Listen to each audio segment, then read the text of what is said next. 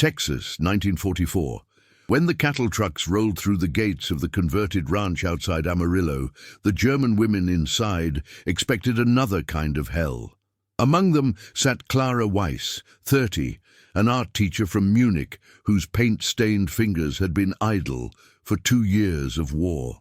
She pressed her face against the wooden slats, watching endless plains stretch toward a horizon that seemed impossibly wide.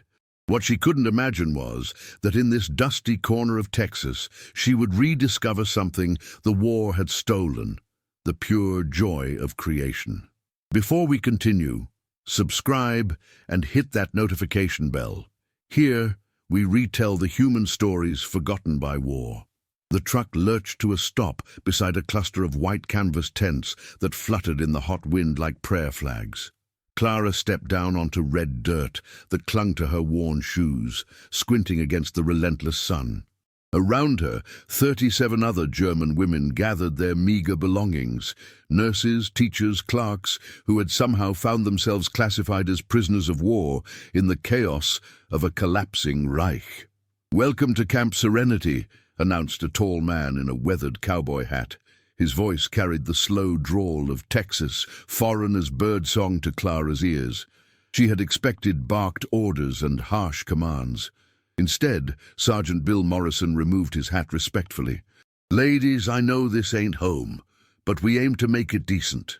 The barracks were simple but clean, canvas stretched over wooden frames, each woman assigned a cot with crisp white sheets and a small wooden chest. Clara ran her fingers along the rough wood, noting the careful craftsmanship. Even in captivity, someone had taken pride in this work.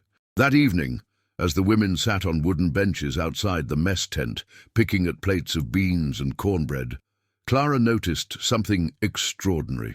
The mess tent's walls were blank canvas, pure, unmarked surfaces that seemed to call to her artist's eye. She found herself sketching patterns in the dust with a stick, her hand moving automatically after months of forced stillness. "You draw pretty good there, ma'am." Clara looked up to find a young cowboy watching her ground sketches with genuine interest. He couldn't have been more than 20, with sun-bleached hair and eyes the color of sage. His English was slow and careful, as if he knew she struggled with the language. "I was teacher," Clara managed in broken English, pointing to her dust drawings. "Art teacher. In Munich." The cowboy, his name tag read Tommy, crouched down to examine her improvised artwork more closely. In the dirt, Clara had unconsciously sketched the outline of the Bavarian countryside, complete with rolling hills and church spires that existed now only in memory. "Well, I'll be," Tommy said softly. "Ma'am, would you mind if I showed this to the sergeant?" Clara's heart raced. Had she done something wrong? Was artistic expression forbidden even here? She nodded reluctantly, watching as Tommy carefully photographed her ground sketch with a small camera before the evening breeze could erase it. Later that night, lying on her narrow cot and listening to the soft weeping of homesick women around her, Clara stared up at the canvas ceiling.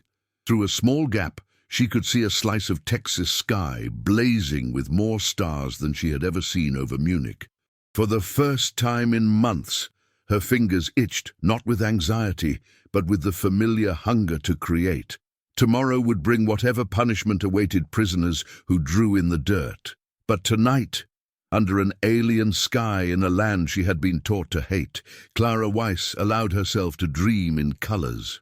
The next morning brought a surprise that would change everything. Clara woke to find Sergeant Morrison standing beside her cot, holding a wooden box that rattled softly when he moved. "Miss Weiss, could we have a word?"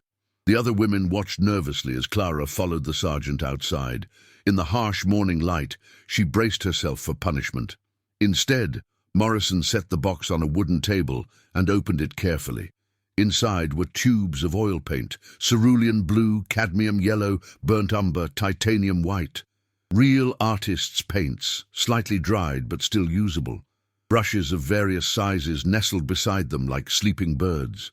Clara's breath caught in her throat. "These belong to my late wife, Sarah," Morrison explained quietly.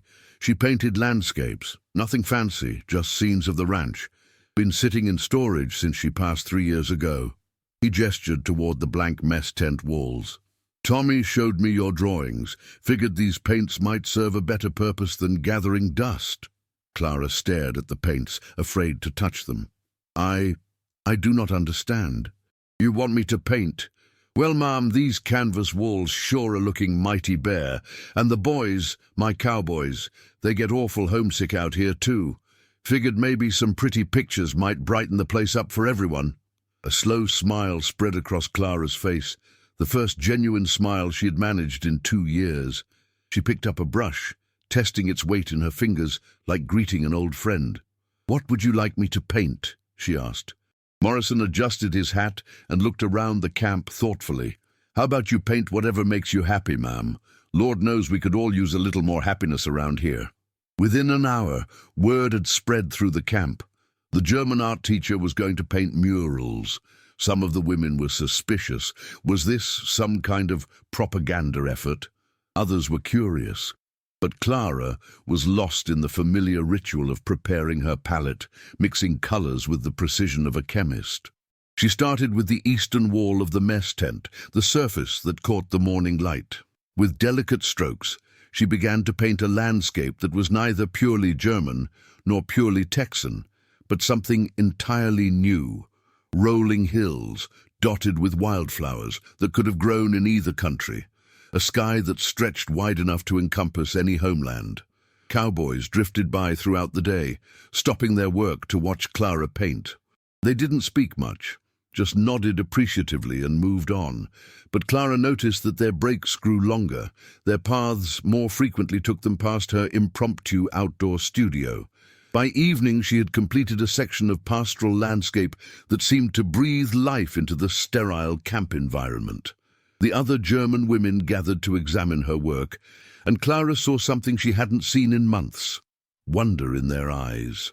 "It looks like home," whispered Greta, a nurse from Hamburg who had barely spoken since their arrival. "It looks like peace," added Maria, clutching a letter from her family that had been heavily censored. That night, as Clara cleaned her brushes in a tin cup of turpentine that Tommy had found for her, Sergeant Morrison approached again. "Miss Weiss, that's mighty fine work you did today." The boys were talking about it all through supper. "Haven't seen them this interested in anything since we got that new mare last spring." Clara looked up from her brushes. "Sergeant, may I ask why you are being so kind to us? We are your enemies." Morrison was quiet for a long moment, staring at the mural that glowed softly in the lamplight. "Ma'am, I've been thinking about that. Way I see it, the war made us enemies. But maybe art can make us human again. Now, tell us in the comments where you're watching from and what time of day this story found you. It's curious to know how far these human memories travel. A week into the mural project, something extraordinary began to happen. What had started as one woman painting a simple landscape evolved into something much larger, a collaborative effort that bridged the gap between captors and captives in ways no one had anticipated. Clara was working on a particularly challenging section, a group of horses grazing in a meadow, when she noticed Tommy watching intently from behind a supply truck. When their eyes met, he walked over hesitantly. "Ma'am, I don't mean to interfere with your artistic work, but—" He paused, removing his hat and turning it nervously in his hands. "Well, that horse there, the paint one with the white markings, that looks mighty similar to a mare we lost last winter. Name was Buttercup." Clara set down her brush and studied the horse she had painted from memory, a composite of horses she had seen in Bavarian fields years ago. "Tell me about Buttercup," she said in her careful English. What followed was 20 minutes of Tommy describing his favorite horse with the devotion of a man who understood that animals could be family. Lara listened, then picked up her brush and began to modify the painted horse, adding the specific markings Tommy described, adjusting the posture to match Buttercup's distinctive way of holding her head. "That's her," Tommy said softly when Clara finished. "That's Buttercup exactly." Word spread through the cowboy camp like wildfire. By afternoon, A small group of ranch hands had gathered to watch Clara work, each carrying stories of horses, cattle, and landscapes they missed. Clara found herself painting not just from her own memories, but from theirs as well. Jake, the camp cook, described his grandmother's garden in Oklahoma. Clara added a section of vegetables and flowers that made Jake's eyes water with recognition. Maria, one of the German women who spoke better English, began translating more complex requests from the Cowboys to Clara. He says the mountains in the background remind him of Colorado, where he grew up, Maria translated for a quiet cowboy named Frank. He wonders if you could add a small cabin, like the one his family had. Clara nodded and began sketching the cabin Frank described. As she painted, other German women began to gather, offering their own suggestions and memories. What emerged was not a German landscape or an American one, but something entirely new, a shared vision of home that transcended national boundaries. The transformation wasn't limited to the mural. Relationships in the camp began to shift in subtle but significant ways. Cowboys started greeting the German women by name. The women began helping with camp chores, not because they were ordered to, but because they wanted to contribute to the community that was forming around Clara's art. One evening, as Clara was adding final details to a particularly complex section depicting a harvest scene, Sergeant Morrison appeared with an unexpected guest, a woman in her 50s, wearing a simple blue dress and carrying a basket. "Miss Weiss, I'd like you to meet Mrs. Eleanor Patterson. She runs the general store in town and heard about your artwork." Mrs. Patterson examined the mural with the practiced eye of someone who had seen good art before. "My goodness," she said finally. "This is museum quality. Miss Weiss, I don't suppose you would consider painting something for the church. We've been trying to commission a mural for our Sunday school room, but couldn't find anyone with the skill." Clara looked questioningly at Sergeant Morrison. Was she allowed to leave the camp? Was this some kind of test? "Ma'am, if you're willing, I don't see why not. Mrs. Patterson is offering to pay fair wages, and Lord knows you've earned some privileges around here." That night, Clara lay awake not from homesickness, but from excitement. Tomorrow, she would paint in a real church, for people who weren't her captors or fellow prisoners, but simply neighbors who appreciated art. The war had taught her to think in terms of enemies and allies, but here in this dusty Texas camp, she was remembering what it meant to simply be an artist serving a community. Outside her tent, she could hear cowboys singing softly around their campfire, not military songs, but folk ballads about home and family. From the German women's quarters came the sound of Greta humming a lullaby from Hamburg. The melodies wove together in the night air, creating something new and beautiful.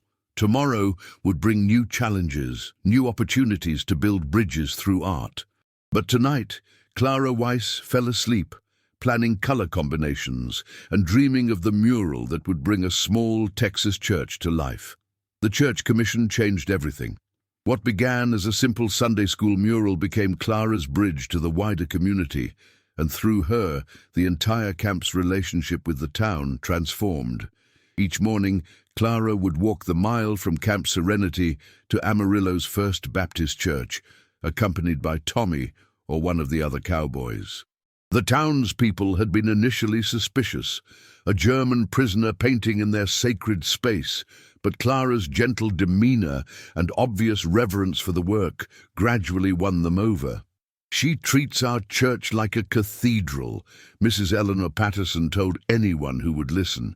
"Never seen someone approach a paintbrush with such respect." The Sunday school mural depicted the parable of the Good Samaritan, but Clara's interpretation was unlike anything the congregation had ever seen. Instead of traditional Middle Eastern figures, she painted the scene with faces that could have belonged to anyone. The wounded traveler bore features that were neither distinctly German nor American. The Good Samaritan wore clothes that suggested both cultures. Children began gathering to watch her work, fascinated by the way she could make flat walls come alive with color and dimension. Clara, who had taught children in Munich, found herself explaining techniques in her broken English, showing young hands how to hold brushes and mix colors. "Miss Clara, how do you make the sky look so far away?" asked 8-year-old Billy Patterson, Mrs. Patterson's grandson. Clara smiled and demonstrated the concept of atmospheric perspective, showing how distant objects appeared lighter and less detailed. In German, we say Luftperspektive, air perspective. The air between us and far things makes them, how you say, soft. "Soft, I get it," Billy exclaimed, and Clara felt the familiar joy of a student understanding a concept for the first time. Back at the camp, the ripple effects of Clara's church work continued to spread. Sergeant Morrison had noticed that discipline problems had virtually disappeared. The German women took pride in their association with Clara's success, and the Cowboys had begun bringing friends from town to see the camp mural. "Never thought I'd see the day when folks would drive out here for tourism," Morrison confided to Clara one evening as they watched a small group of visitors examining her work. More surprising changes were happening too. Some of the German women had begun teaching the Cowboys basic German phrases, while the Cowboys shared English lessons and stories about ranch life. Maria, the nurse from Hamburg, had begun helping the camp medic with minor injuries and illnesses, her medical knowledge bridging language barriers through the universal language of healing. Greta had discovered a talent for cooking and had begun collaborating with Jake, the camp cook, to blend German and Texan recipes. Her sauerbraten seasoned beef stew had become a camp favorite, while she had learned to appreciate the subtle art of proper cornbread. One afternoon, as Clara was working on the final details of the church mural, she overheard a conversation between two church elders that stopped her cold. "I still say it's strange, having a German paint our church," said Mr. Henderson, the bank president.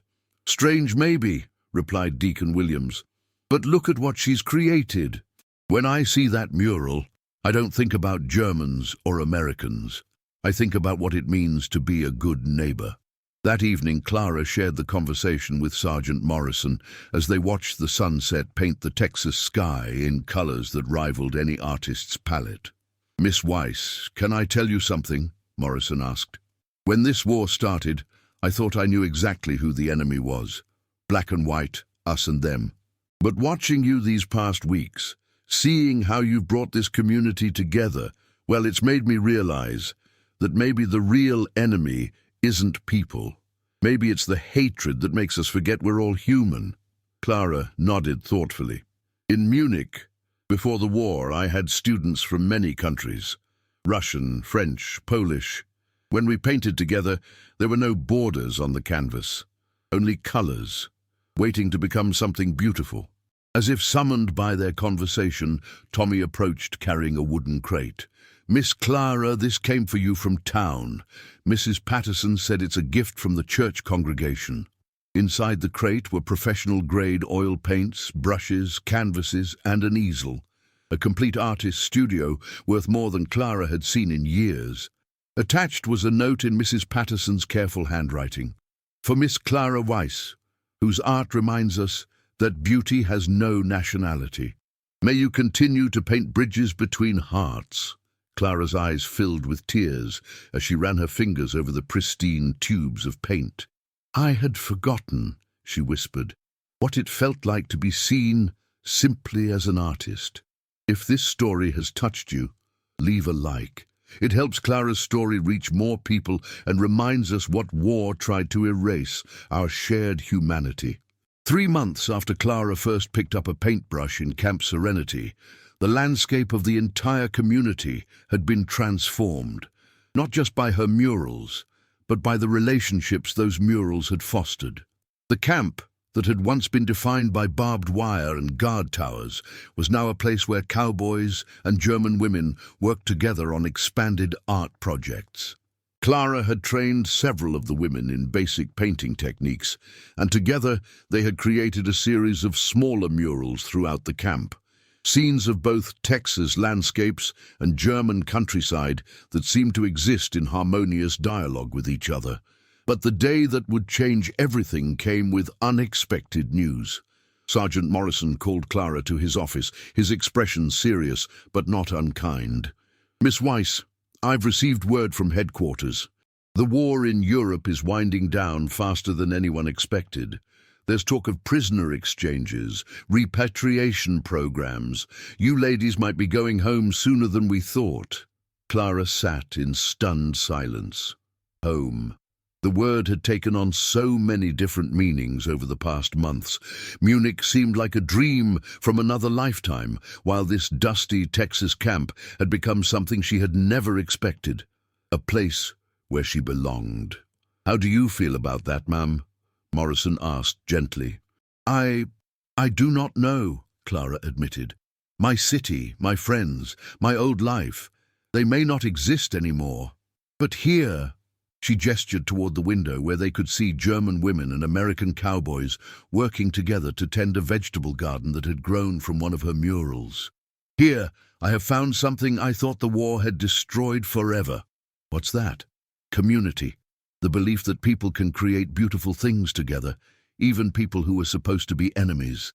That afternoon, Clara walked through the camp with new eyes, seeing it perhaps for the last time as her home.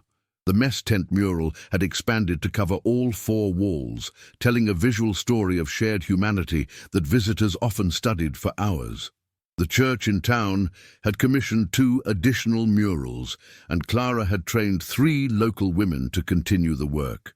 More importantly, the relationships forged in those months had created lasting bonds.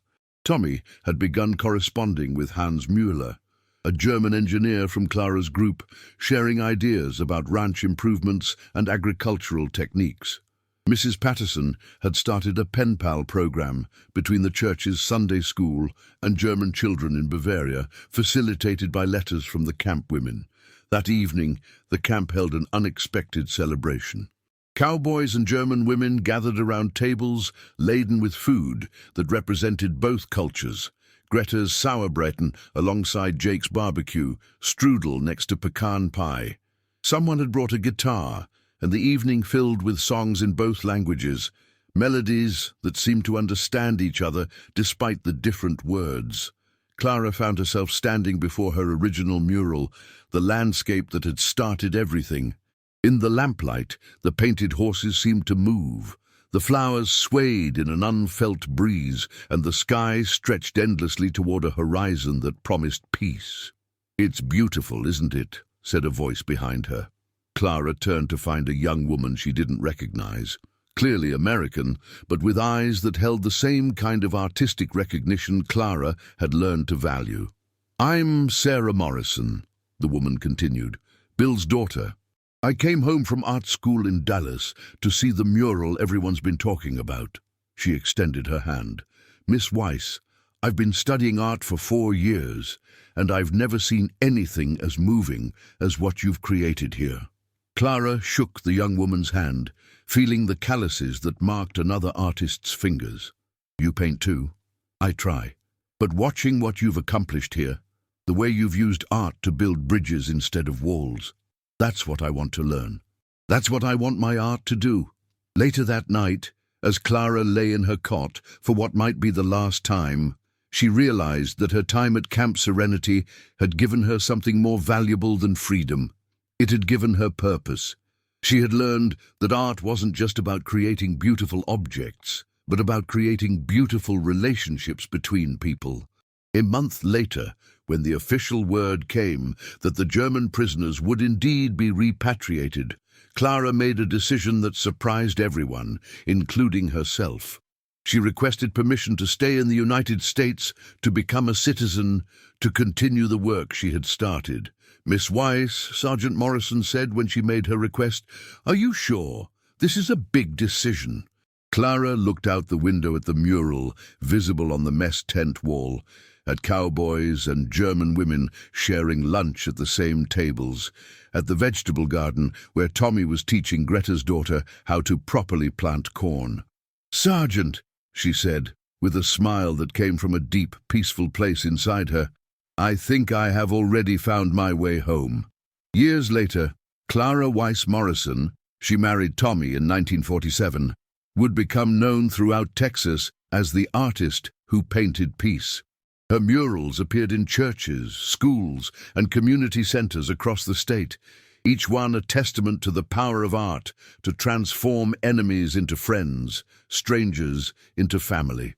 But she never forgot the most important lesson learned in that dusty prisoner of war camp, that freedom isn't just about the absence of barbed wire. True freedom comes when you discover that your greatest gift isn't just for yourself, but for building a world where everyone can create something beautiful together. In her studio, built on the exact spot where Camp Serenity's mess tent once stood, Clara kept a small tin cup filled with well-worn paintbrushes.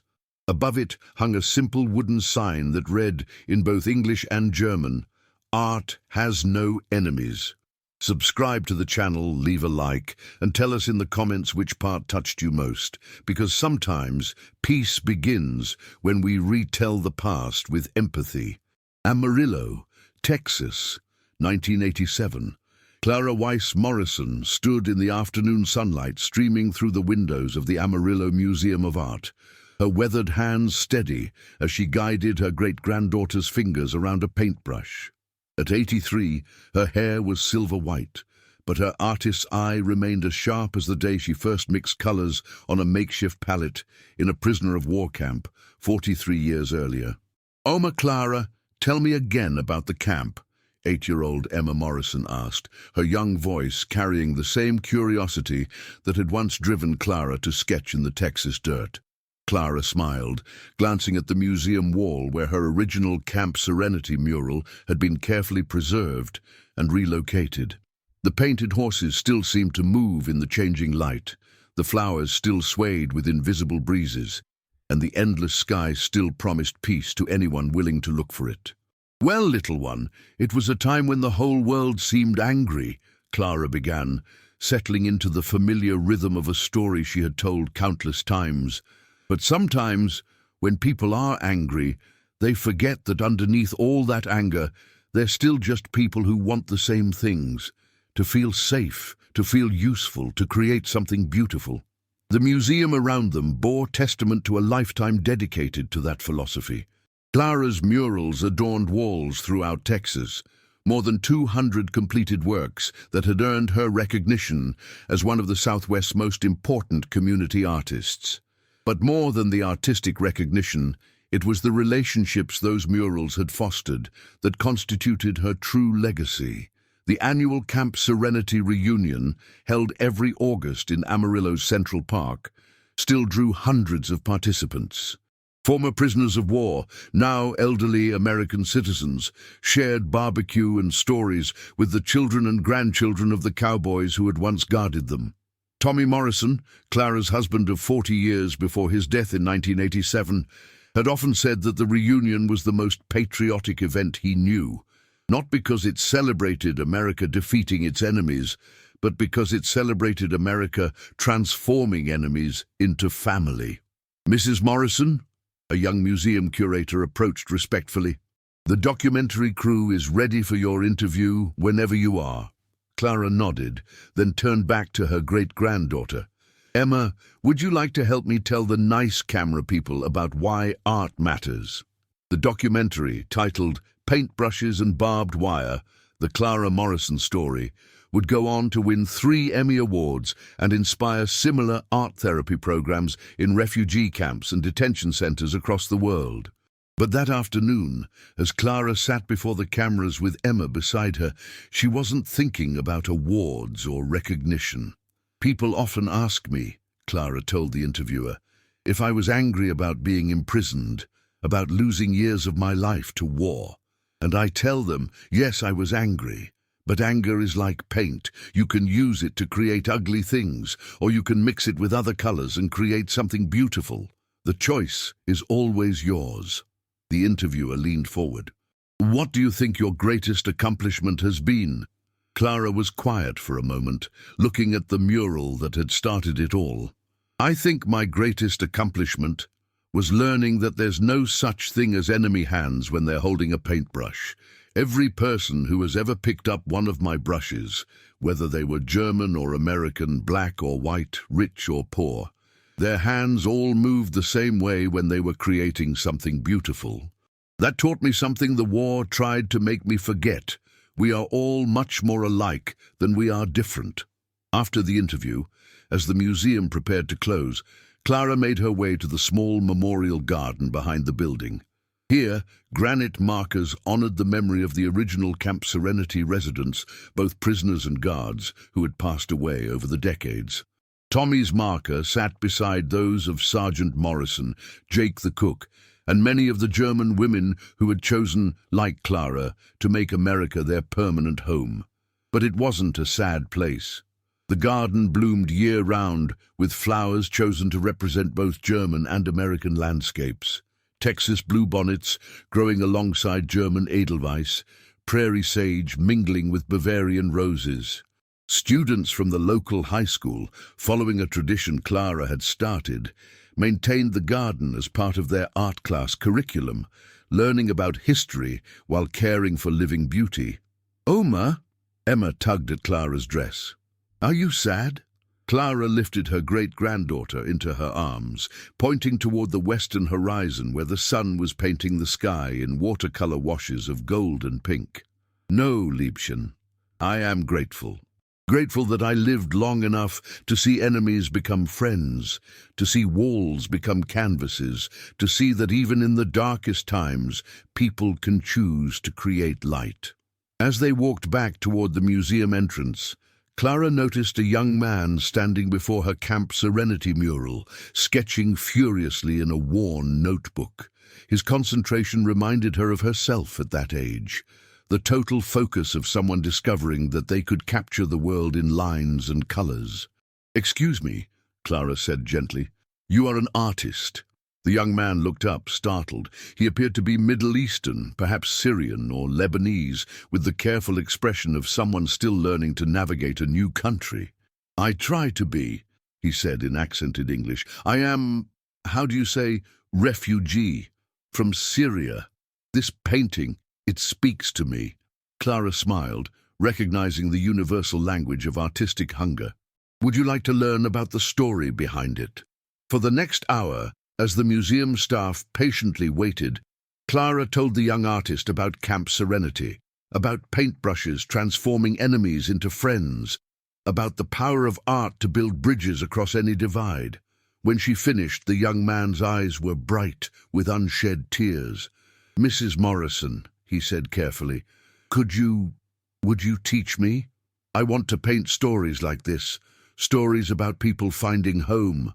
Clara looked at Emma, who was patiently coloring in a sketchbook, then back at the earnest young face before her. At 83, she had thought her teaching days were over. But art, like hope, had a way of demanding to be passed on. "What is your name?" she asked. Ahmed Hassan." "Well then, Ahmed Hassan, let me tell you something my husband used to say. The war may be over, but the healing never ends. If you are serious about learning, come to my studio tomorrow. Bring a notebook and come ready to work hard." As they finally left the museum that evening, Clara walked slowly through downtown Amarillo, pointing out to Emma the various buildings that bore her murals. The library's reading garden scene, the hospital's Healing Hands tribute, the courthouse's Justice and Mercy allegory. Each painting told a story of community, of people working together to create something larger than themselves. But perhaps the most important mural was one that few people ever saw. The small painting Clara had completed just the month before on the wall of her own bedroom. It depicted a simple scene, hands of different colors, all reaching toward the same palette, all dipping brushes into the same pools of paint. At the bottom, in careful script, she had written the words that had become her life's philosophy. "Every canvas begins blank. Every heart begins hopeful. The masterpiece is in what we choose to paint together." That night, as Clara tucked Emma into bed, the little girl asked one more question. "Oma, when I grow up, will I be able to paint peace like you did?" Clara kissed her great-granddaughter's forehead and smiled. "Liebchen, Peace isn't something you paint. Peace is something you live, one brushstroke at a time, one friendship at a time, one act of kindness at a time. The painting just helps people remember that it's possible. Boom! Outside, the Texas wind carried the scent of sage and wildflowers, the same smells that had greeted Clara on her first day at Camp Serenity decades earlier. Somewhere in the city, Ahmed Hassan was probably sketching by lamplight, dreaming of the stories he would learn to paint. Somewhere else, former enemies were sharing meals and memories, their children playing together without knowing that their grandparents had once been taught to hate each other. And in the morning, Clara knew she would rise early to prepare her studio for a new student, ready to pass on the most important lesson she had ever learned, that art had the power to transform any prison into a place of possibility, any enemy into a friend, any ending into a beginning. The war had ended long ago, but the painting, the beautiful, endless work of painting human hearts back together, that work would continue as long as there were hands willing to hold brushes and hearts willing to believe in second chances. In Camp Serenity, Clara had learned that freedom wasn't about the absence of walls. True freedom came when you realized that every wall was just a canvas waiting for the right artist to transform it into something beautiful. The masterpiece was never the mural. The masterpiece was always the community that chose to create it together.